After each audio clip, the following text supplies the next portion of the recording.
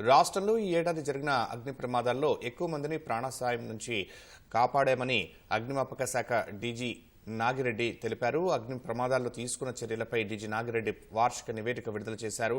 అగ్నిమాపక శాఖ రిస్క్ చేసి 438 మృతదేహాలను స్వాధీనం చేసుకున్నారని తెలిపారు. గత ఏడాదితో పోలిస్తే ఈ ఏడాది అత్యవసర కాల్స్ 10.82% పెరిగాయని డీజీ వివరించారు. లాస్ట్ ఇయర్ మొత్తంలో 7,383 ఫైర్ కాల్స్ ని మనము అటెండ్ చేయడం జరిగింది. అందులో small calls 7,093, medium 180, serious 87 and major 24. పెద్ద ఇంక్రీజ్ ఎక్కువ ఏం లేదు, 5.9% మాత్రమే ఇంక్రీజ్ కనపడింది. లాస్ట్ ఇయర్లో మనము 1767 పీపుల్ని రెస్క్యూ చేయడం జరిగింది ఫ్లడ్స్ నుంచి. ఫైర్ యాక్సిడెంట్స్ నుంచి 495 మందిని రెస్క్యూ చేశాము. తర్వాత లిఫ్ట్లో ఇరుక్కుపోయిన వాళ్ళని ఒక 40 మందిని బయటికి తీసుకొచ్చాము.